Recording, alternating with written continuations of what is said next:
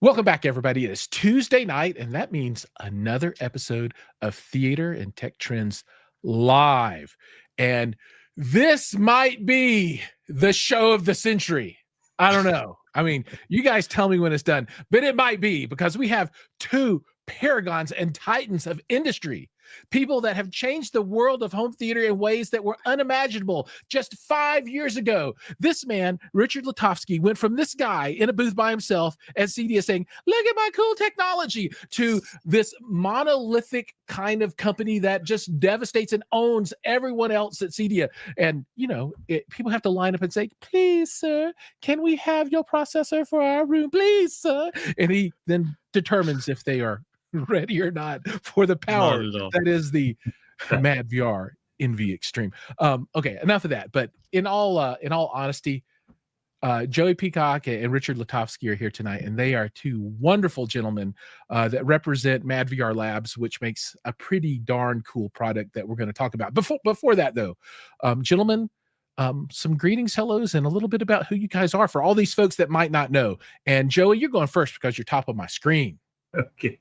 All right. Thanks. Hey, everybody. Thanks for hanging out with us tonight. So, hey, I'm Joey Peacock, and my question is, what if no matter how great your display was, that it could be even better?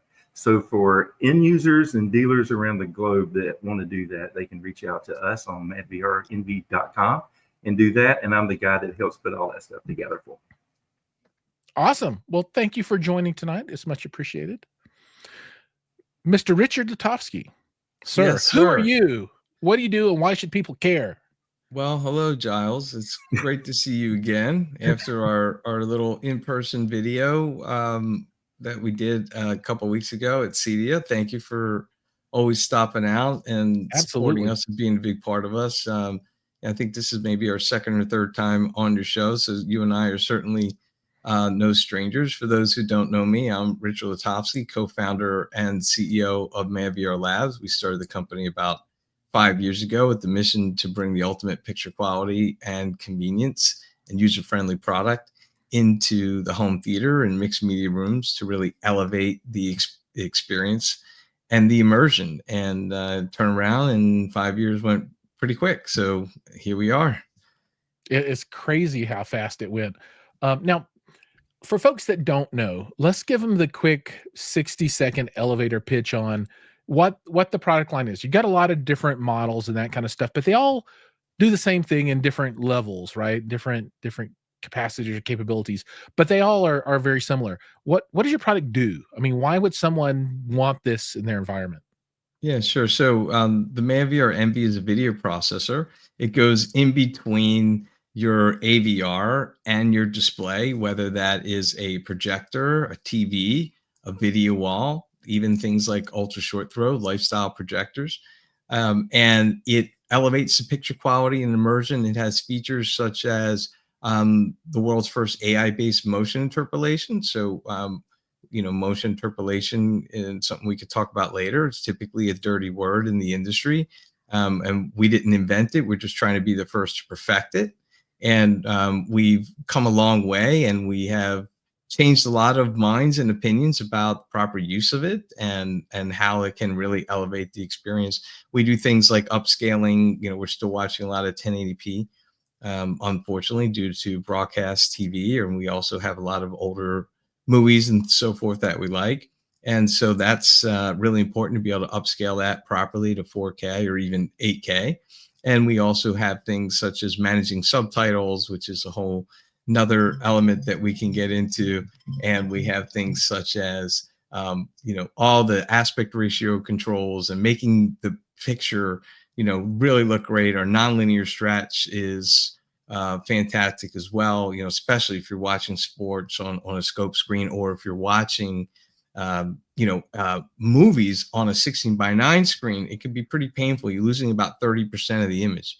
And so we can actually restore about half the black bars on the top and bottom without doing any cropping and still deliver experience that's excellent. It's hard to even know that it's being changed. So there's a lot of things in between, that we're not covering in this introduction, but in a nutshell, it just makes using your system a lot easier and just increases the immersion and the picture quality. Like our HDR dynamic tone mapping is a patented technology that really just brings out like the full range in HDR, because a lot of people feel like, well, HDR looks a little dark or the highlights are getting blown out. So we make sure that every single frame is rendered. Yeah, so properly. it sounds like I don't know if you guys remember this old TV commercial. Joey, you might remember this. Maybe you too, Richard. But I think it was what was the company? BASF, and it's like BASF, we make things better, or something like that. I think that I do remember Is that. that the right company? Anyway, so you guys just make it all better.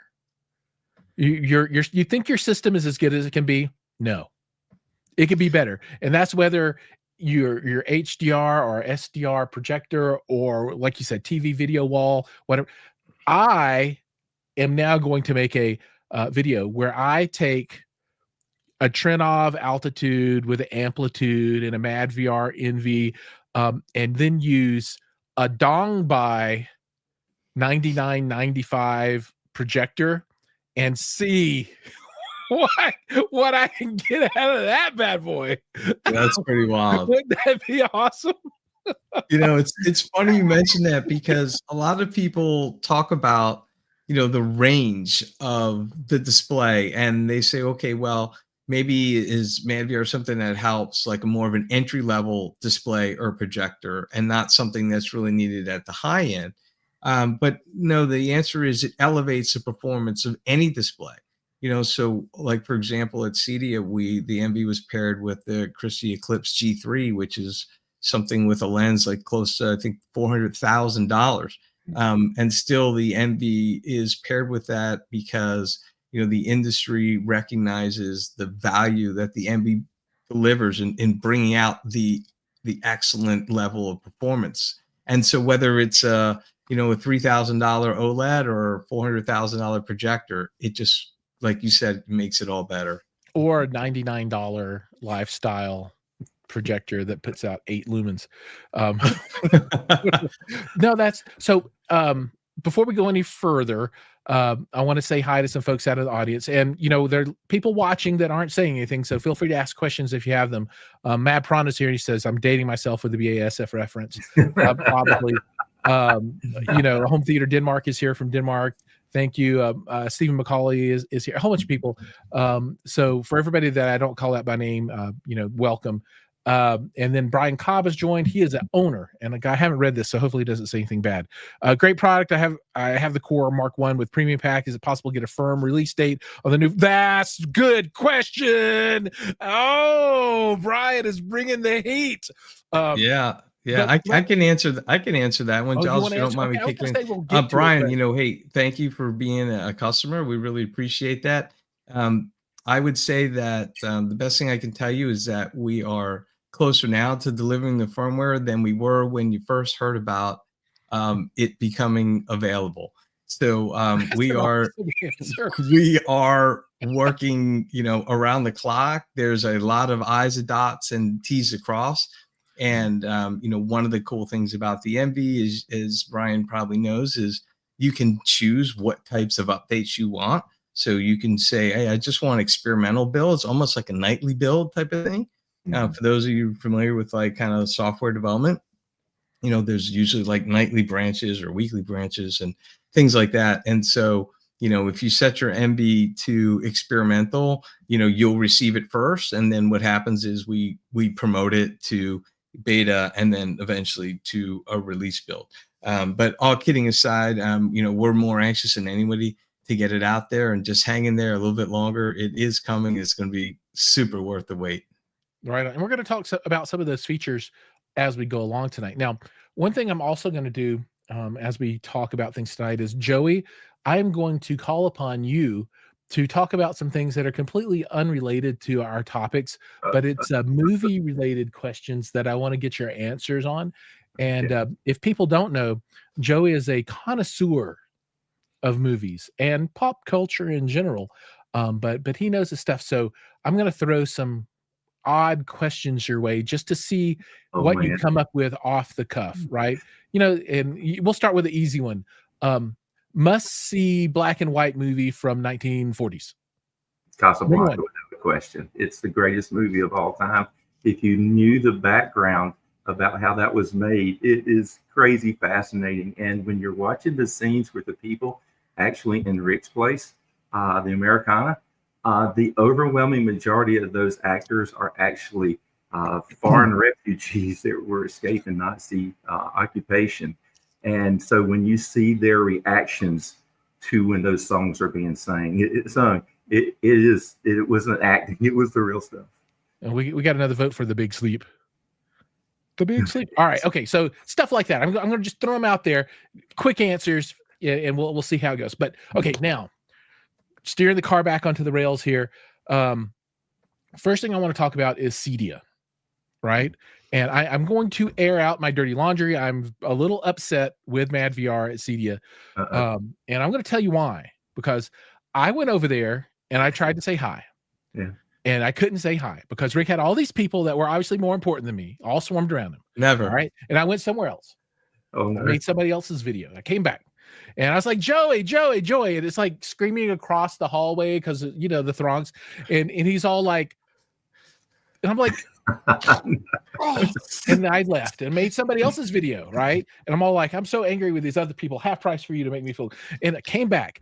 And then it took me all the way till Saturday when everybody had gone home before, you know, these guys were all like, yeah, come on in, we'll have a chit chat. And then when I got there, they were like, oh, have a seat. And I was going to sit down on the chair. It had all these stupid little glass things and pictures and awards and stuff. And Rick was all like, oh, sorry. We have more awards than any other product ever this year. They came off the table. I had to put them on the chair. Let me move them. And then you move them one by finally. So a little upset. I mean, that was my experience, and I don't know what do you have to say for yourself. Yeah, well, Jiles, you're always number one in our book. So in for Cedia 2026, let's book you first day, first minute of first hour. Let's put them down. Okay, so that was obviously exaggerated, but it also was all based in some amount of truth, right?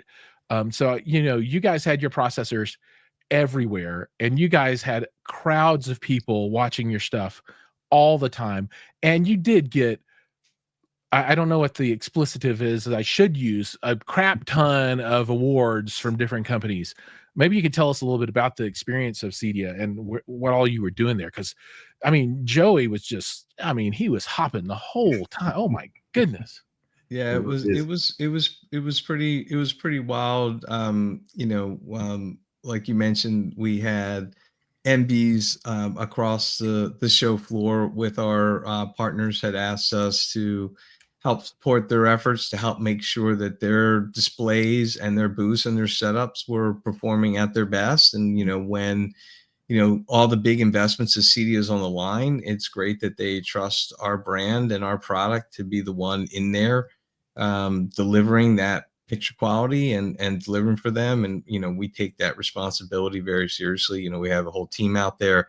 It's actually interesting what goes on to do this because, you know, we've got people, we need people out there that are able to go help them set up, run the cables, get everything set up. Cause, you know, if anyone's ever been at Cedia, or especially if you've exhibited there, it's essentially a war zone, you know, those first few days during setup. And oftentimes the projector and the display are among the last thing that gets set up in a room. So, you know, your partners are ready all at the same time, all at the last minute, you know, and it's really a fun challenge kind of supporting them. So, you know, that was great. I think it was probably 15, maybe even close to 20 displays. We even had people coming us during the middle of the show, like, hey, we heard that, you know, someone was here and said we should put an Envy on our display, and, you know, we have some extras, you know, at the show as backups always. And so we were even handing them out and setting them up in the middle of the show for those that wanted to add them. So that was great. Yeah, thank you for acknowledging the awards. Is something that we're very humbled by and very proud of. It was quite an accomplishment. I was very happy for the team. It was probably the first time that we got to go up on stage as a team when we won Cedia's 2025 Best New Global Hardware Product Award. See, that's a cool award, right? Because, you know, there are a lot of awards where somebody just stops by and like, hi, I'm Joe from Joe's Home Theater. You just won my award. And there's nothing wrong with that. That's cool. But when it's the Cedia award and you get to go up on stage, that's it was, I mean, for me, really, you know, the biggest moment it was being able to share that, you know, with the team and have them up on stage with me, you know, and a couple of guys were like, no, you go up there. No, you go up. I'm like, I am not going up there without you guys. So, you know, man up and get ready to go up and be on stage. And so that was probably, you know, one of the proudest moments that I've had in the company for a while, because, you know, it really takes a village, you know, between our partner support, between the media support, and, you know, people like you, our team, distributors, dealers, customers around the world. I mean, this is all, you know, they all share, you know, in this. So we just want to say thank you to everyone for that. right on. Okay, so Joey, quickly, best impact a madVR has had on any movie you've ever seen. The one that when you had the madVR in front of it in the environment, you were like, gosh, dang it, I've never seen that movie like that before. Yeah, I think it's going to be Lucy. And especially the scene where she's blinking and her eyes are changing colors. It's really close up. It's really vivid. It's like, I actually thought, holy mackerel, because I rewatch movies a lot. But after the madVR and seeing that movie and that scene, it really stood out as extraordinary. What I would love to see from you guys is a Kaleidoscape playlist for movies that you thought have been, you know, impacted significantly by madVR, right? Because, you know, some stuff is probably going to. I already have an answer to that. It's all of them. You have to make the playlist of all of them. Then that just makes Joey beat me to it. I was going to say, just go to like the beginning of your collection and hit play and go. All right. All right. So I'm going to pull up a newsletter that you published, and let me see. I don't even know which one this is. Is it this one? This one. Okay, yeah. So this one. And I'm going to scroll through because I think this has some pictures of stuff from. All right, so okay, some awards here. So Cedia Smart Home Awards. Is this the one that you talked about where you got up on stage? Yes, that was Cedia's main, you know, award for the, you know, the global best new hardware product. So that was cool. Right, and then probably all of us get the mail from Twice and Residential Systems, so you guys know what those are. Then a Projector Central, Best of 2025 show. AVS Forum, Best of 2025 show. Residential Tech Today, Innovation Award. Projector Reviews, Hot Product Award. AV Nirvana, Cedia 2025, Best of Show. CE Pro, Best Product Award. Another dude, AVS Forum loved you so much that they gave extra stuff for the demo room, which included you guys. So, man, that's a lot of hardware. Yeah, and that was the crazy thing, is that it was the gift that kept giving, because in the week following Cedia, we found out about 3 others that had come along. So it was really just a humbling experience for all of us. We were just so grateful, you know, for the recognition and see all the hard work, you know, come out. And it was, I think it's a testament to, you know, the new products, you know, that we announced at the show that we can talk about as well. I mean, you see some of these photos here. You know, we have our deep dive demo station. So usually at these shows, you know, we have like our official partner rooms. Like in this case, it was Sound Room 6 and Sound Room 7. And then we also have our demo station. And the purpose of the demo station is really to kind of peel back. And that's the what layers this of is right here, right? Yeah. So that's kind of set up, and you can see there's the Spider-Man there running on a monitor with a PlayStation 5 and the Envy Core MK2. And that was kind of showing all the new stuff, and people were picking up the controller and gaming and having all sorts of fun, and giving us their feedback about our new low latency gaming mode, which is really exciting. And then we also were showing, you know, our other core hero features, like in this case, you see dynamic subtitle overlay there, because in the demo rooms, it's like what we call all business. welcome. This is all the equipment that's in the room. Enjoy these clips. And then they, leave and they don't really understand, well, what was madVR Envy adding? What was that? So at the demo station, that's our chance to really kind of peel back, like I was saying, all the different layers and show A/B comparisons. And this is what it would have been with and without. And I mean, the area was pretty much like this all the time that I saw. And then inside of this was sound room, which one? I don't remember. That one looks like 6. Yeah, I think that was SR6 in there. That was great. That was a great setup. And this is on the stage, right? When you were getting this was awards? a different one. Oh, there's so many. He's like, oh, this is not yet another thing. Yeah, this might have been that might have been CE Pro. Yeah, it was. Yeah, CE Pro Best Product See, Award. I'm paying attention. Yep. And this is AVS Forum. Yeah, that's Eric is always, he's everywhere. Every show I show up at, Eric is there. He walks up like, hey, Giles. I'm like, man, just and smiling too. Always with a smile, Eric. And he's all like, here's my secret bag of treats. And then this is Projector Central. Okay, right. Yep. Mr. Jeremy here. Then so who is this fine collection of people here? Maybe you can call these folks out. That's the Cedia award show. Yeah, and so on the far left, that's Ryan Charpentier. He's our head of support and training. And between Joey and I, that's Jason Dustle. Jason's a new addition to the team as of April. He was previously with AV Pro Edge for about a decade.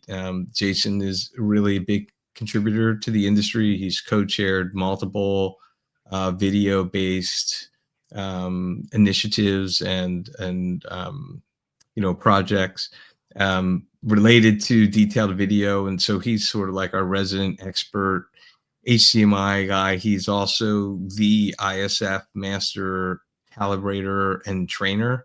So, for example, people go to ISF training and they take a class for level 3, which is highest level certification you can achieve as a calibrator through ISF.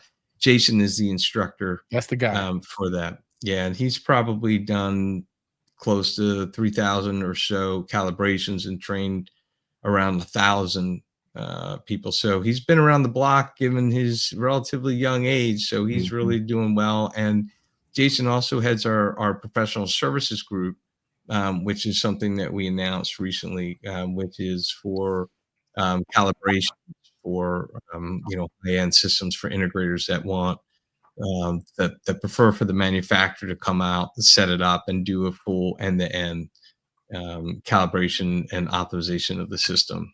So those are the guys, and that was us after winning that award.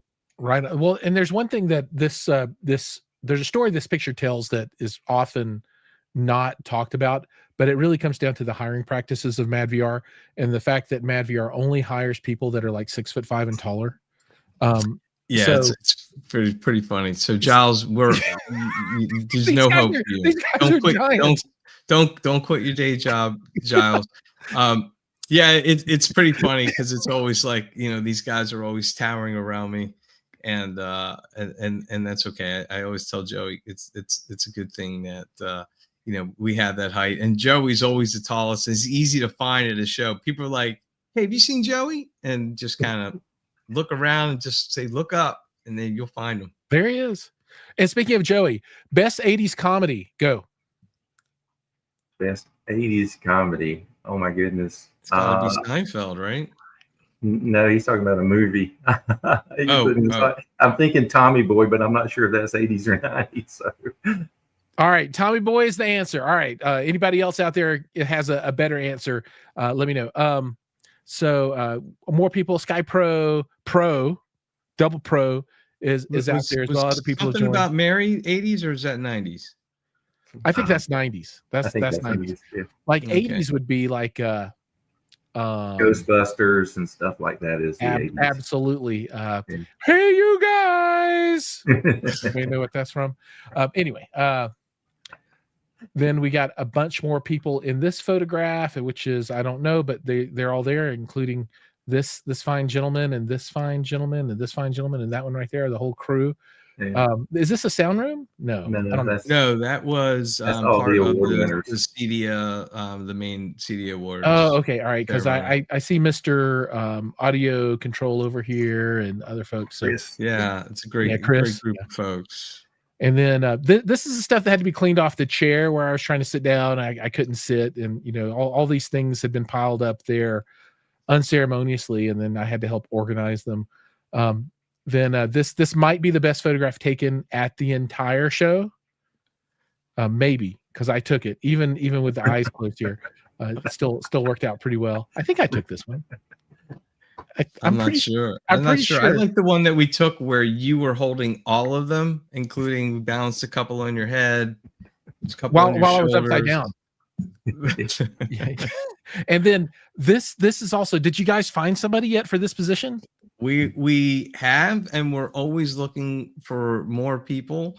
So if anyone out there is really into home theater and you're very technical, even if you haven't worked formally as a tech in the industry, if you're a home theater nerd like the rest of us, and gear, hook us up. Send your resume over to HR@madvr.com. We'd love to talk to you. And oftentimes the best people for these roles are ones that are really passionate about home theater and movies and what we do, because that describes our entire crew, is that we're all super hardcore into this as a hobby, and we don't feel like we're at work when we're at work, most days at least. There you go. In this photo, I think a lot of people here are very excited. Either they're very happy because they just saw it. I don't know if this is before or after the screening, but I think this guy's expression really tells a lot about if it was before the screening, he's really ready to get to it. And if it's after the screening, he was not impressed at all. So hopefully it was before, because he's all like, yeah. Everybody else is like, yeah. And he's all like, He might be recovering from that 60-inch sub. Yeah. Oh gosh, dude, that thing, crazy time. All right, let me see if I can. Is this gonna do it? Let me share another one of these out real quick. And while I have to go click, we'll do another Joey Peacock, and this time let's do best first movie in a sci-fi franchise. Best first movie in a sci-fi franchise. So it can't be a single movie. Yeah. It has to be something that's had sequels or a franchise around it. Now, I'm going to have to go with Aliens. I saw it at the theater when it came out. It was mind-blowing. It was the first time there was anything.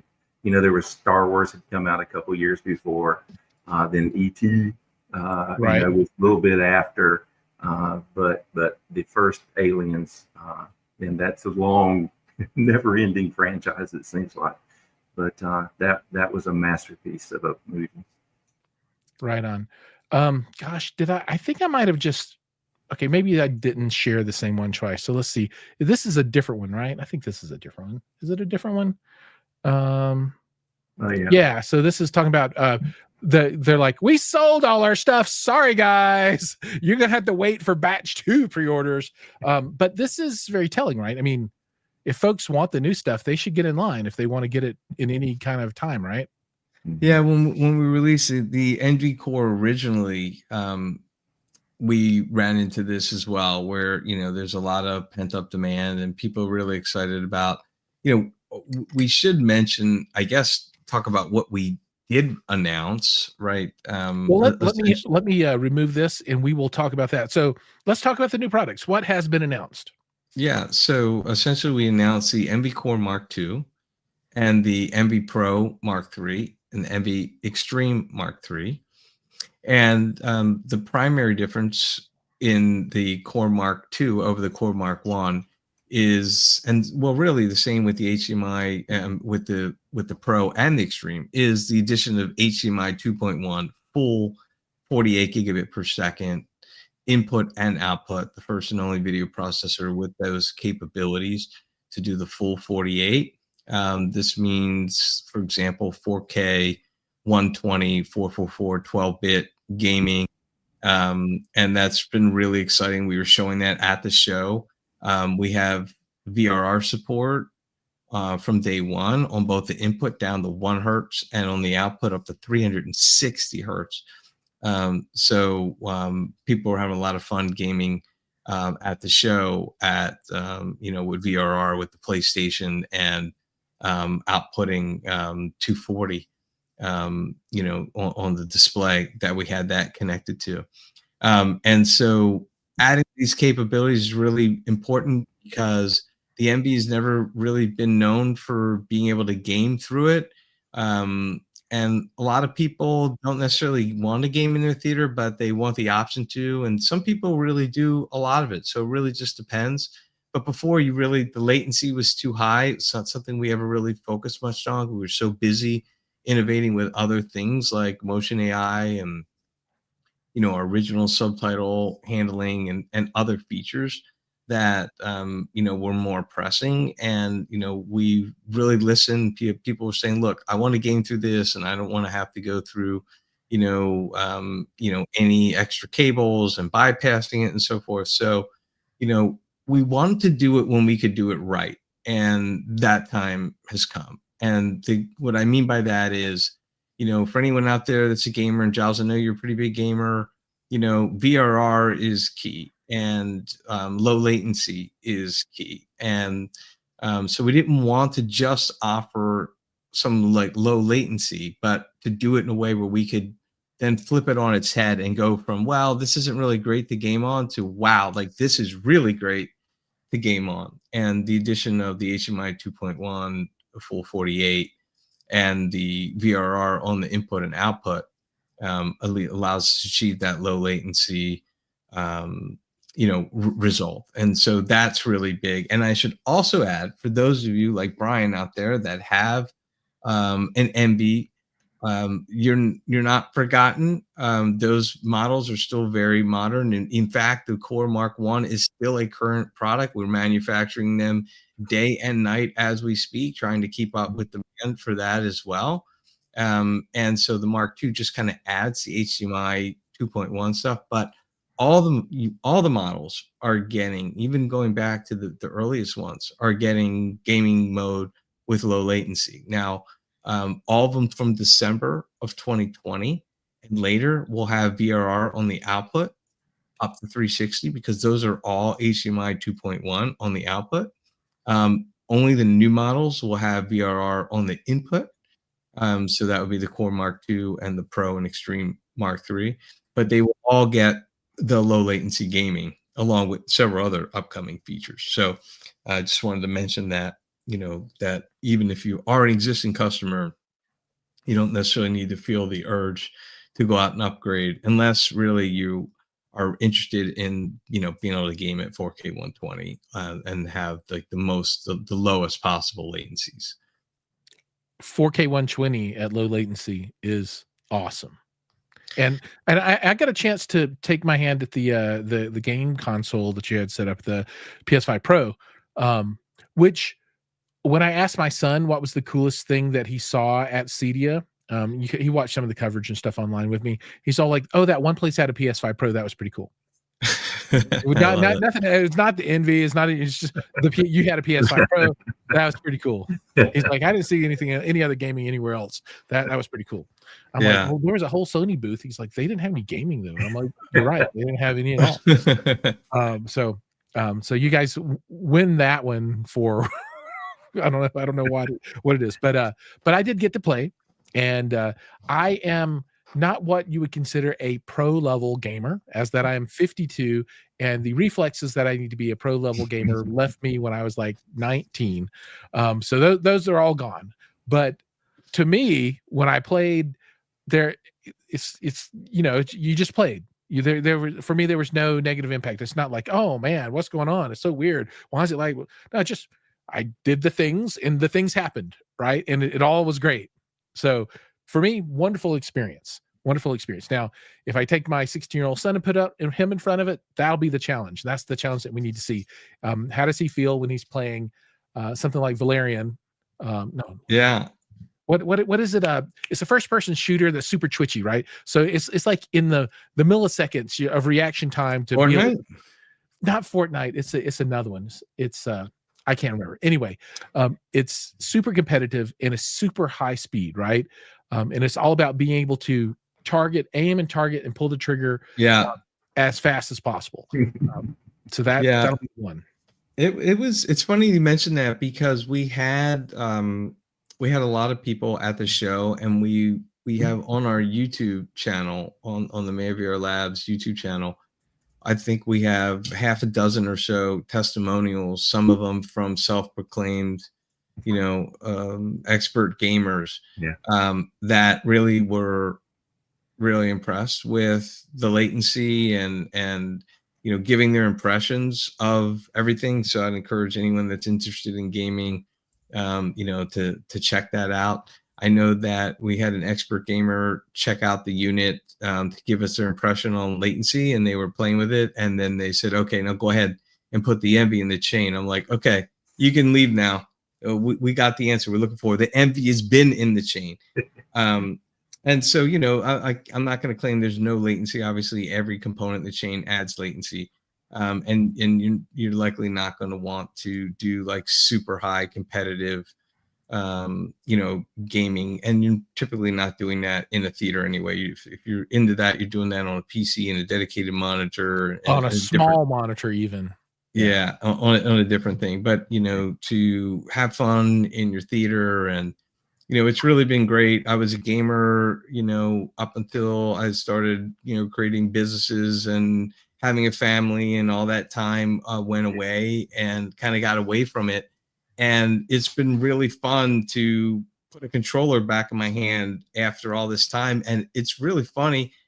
It's like, I feel like I was in this weird time warp, like I keep telling my son, like, this is unbelievable. He's like, where have you been? I've been telling you that this is what games have advanced to. So I just feel like if you could wake up 20 years later, and then experience what gaming would be like, I feel like that's kind of been, that cool kind of moment. And so being able to play games on these systems is just, a lot of fun for the family, and a lot of fun in the theater on the giant screen, whether it's a video wall or a projector. And also very cool to put on like nonlinear stretch. So if you're playing something like baseball, hockey, anything like that, and you've got a scope screen, so being able to game while you fill every inch of that is really extra cool.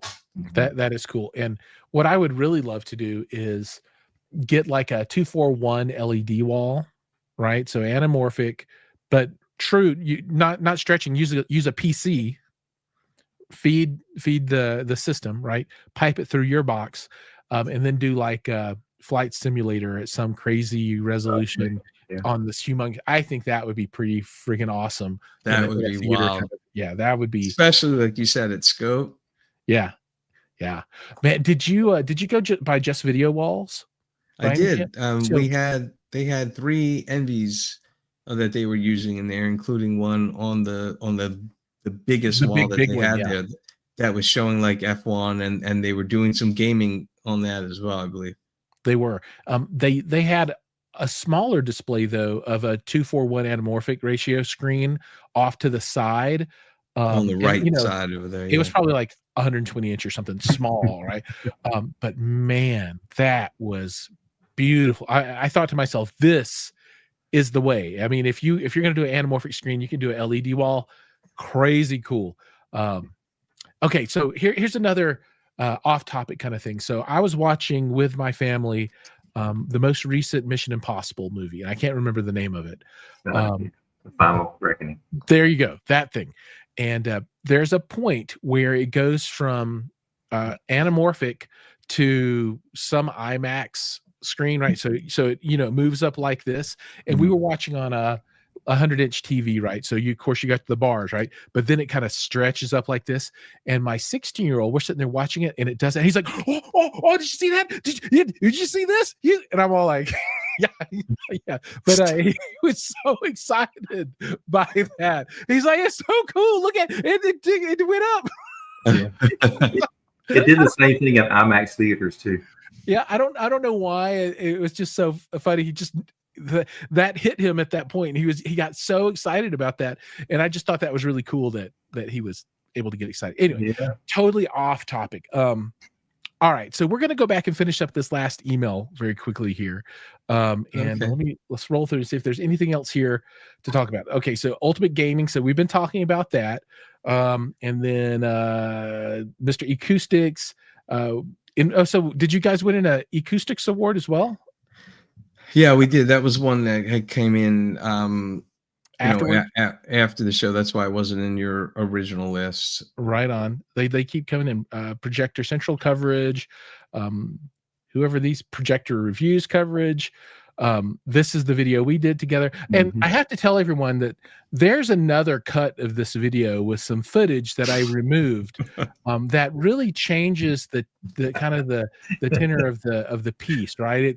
It changes it from kind of a informational to kind of a more hard hitting investigational kind of. And maybe I'll release the director's cut one day. I don't know, but I'm just saying that it does exist out there. Yeah, you had me practically laughing in tears doing that. I couldn't even keep a straight face. It was good. If people are interested in becoming a dealer, they can do so. If they want to buy one, they can also do that. Buy or sell, right? We're catered all. All right, so 13 total accolades. Had 20, nearly 20, so 19 demos across the floor. All the stuff we've talked about. The list got longer and longer. That's cool. And then some more of these pictures that I think we've seen before. So that's awesome. I'm really happy for you guys. Yeah, thank you. And you know, the newsletter for anyone watching and wants to join the newsletter, you go to madVRenvy.com, and towards the bottom of the page, there's an option to join the newsletter. It's a great way to keep up to date on the latest and greatest offerings. You know, one of the big things that we've been showing a lot recently is our dynamic subtitle overlay. We could talk a little bit about that. Absolutely. If you're interested in that. I think you got a chance to see that. You want me to set the stage a little bit on the reason that this exists? Oh, I'm going to put a graphic up right here, and I think this is going to help people understand, and you can talk a little bit about it. But yeah, sure.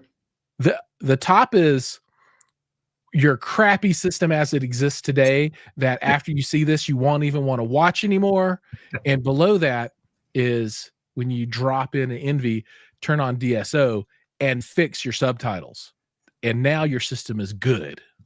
This is it. So, you know, it's interesting for those watching that have a scope screen. I know that this will resonate with them because it's a thorn in our side. You know, the black bar usually has the first line of subtitles, and then additional subtitle lines are in the bottom and stacking up. And the same thing reverse. Sometimes you get them at the top and they go down. And normally you're zoomed out to fill the screen.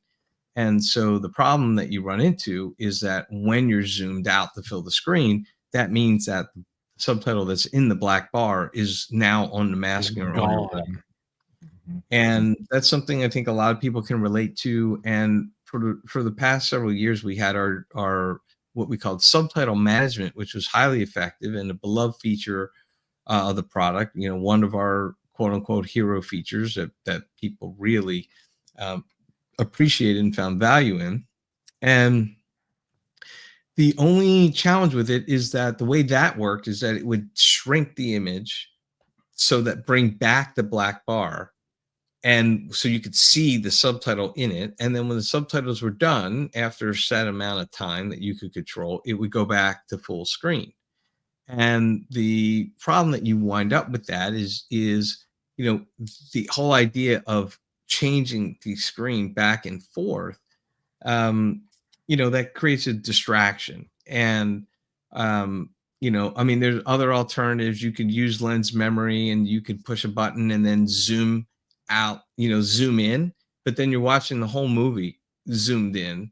with the black bars on the side and the bottom, right? And so what dynamic subtitle overlay does is we set out to accomplish several things. The first is to move the subtitles where you would ideally want them to be, which is in the content so that it does not get cut off and so that you don't need to shrink it and change the image size. So you can see here in the top compared to the bottom what we've done. Now, you can think of it as sometimes people are like, we like them to understand by the time the Envy gets these from your media player, regardless of what it is, it's just a big blender of pixels. Okay, there's no way to know what is a subtitle and what is not, unlike in the media player where there may be like a subtitle file or people are right. It's burned in. Right. It's by the time it gets to us, it's burned in. But we don't want that to hinder anything. So essentially what we're doing is doing a cut and paste. So we are dynamically determining what the subtitle is. And when the subtitle, at least a portion of it, appears in the black bar area, either top or bottom, then the dynamic subtitle overlay will activate. And when it activates, what it does is it will cut the pixels out, fill in the holes, which we call in-painting, and then paste it back where it should ideally be.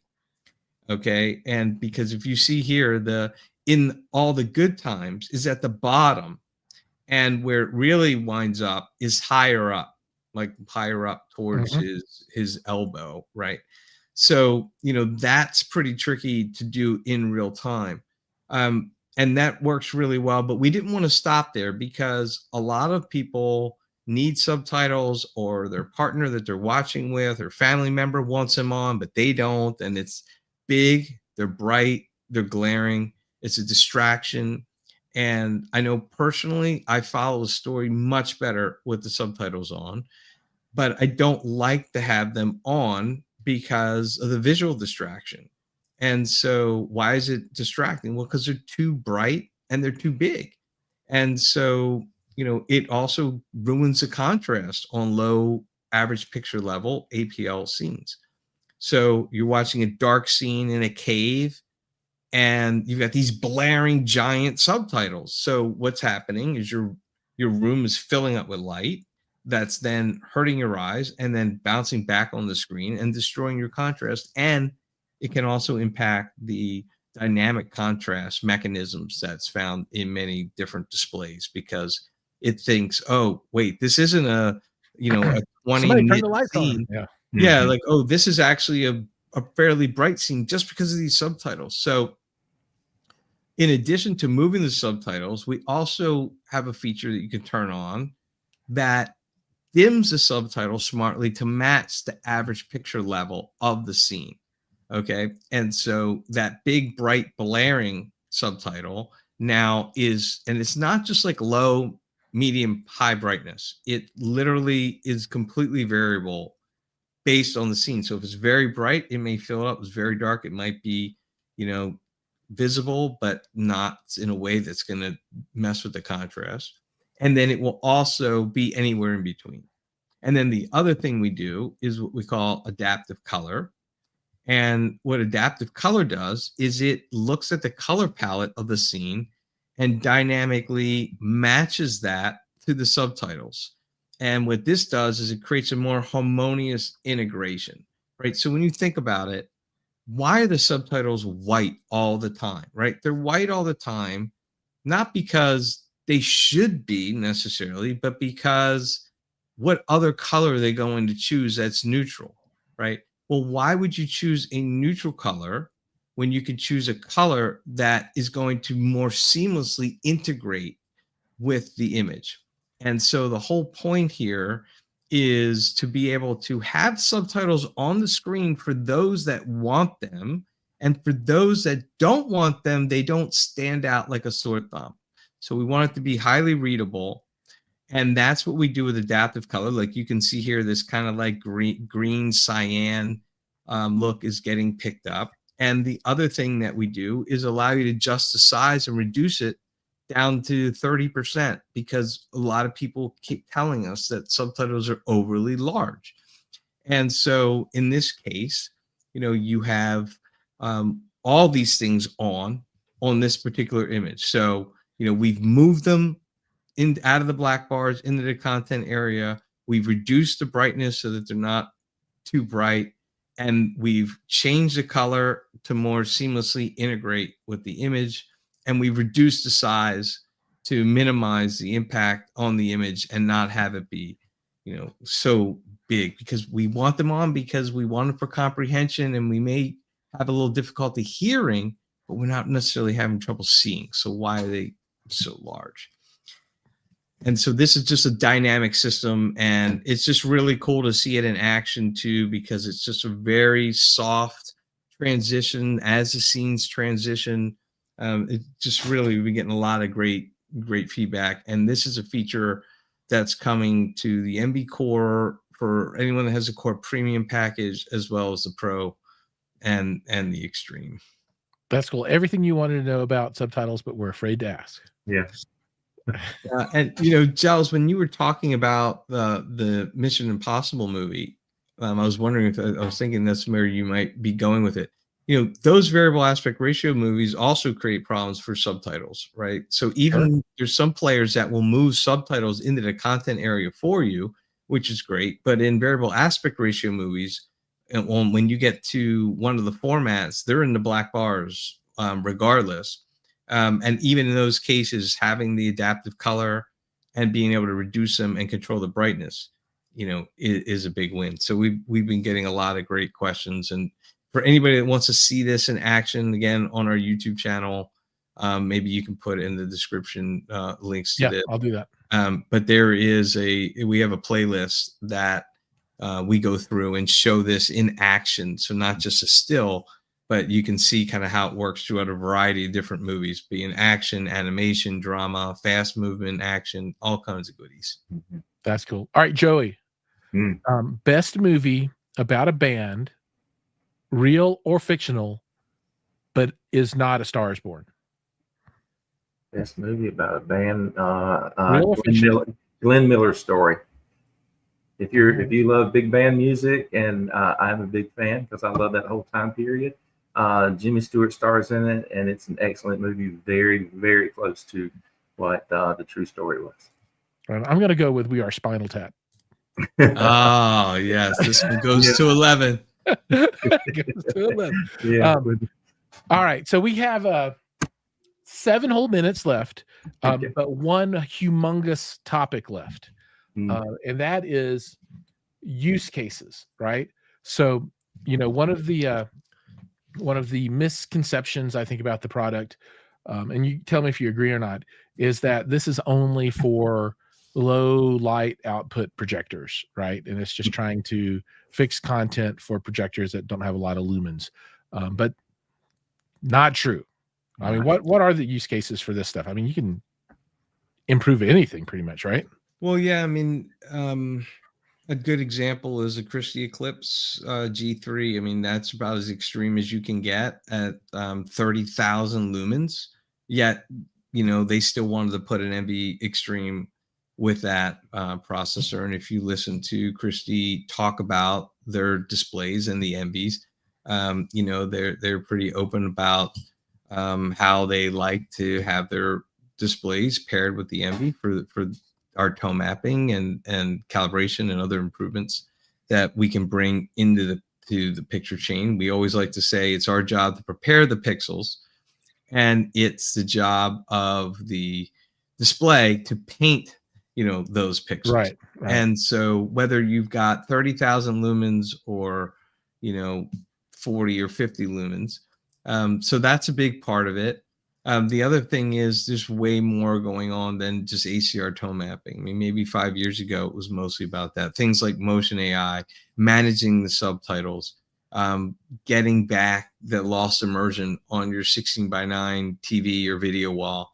Those types of things have been really, really popular. And Joey probably has some additional thoughts as well, because he's on the front line, talking to dealers all the time about their challenges and things that they're looking to solve.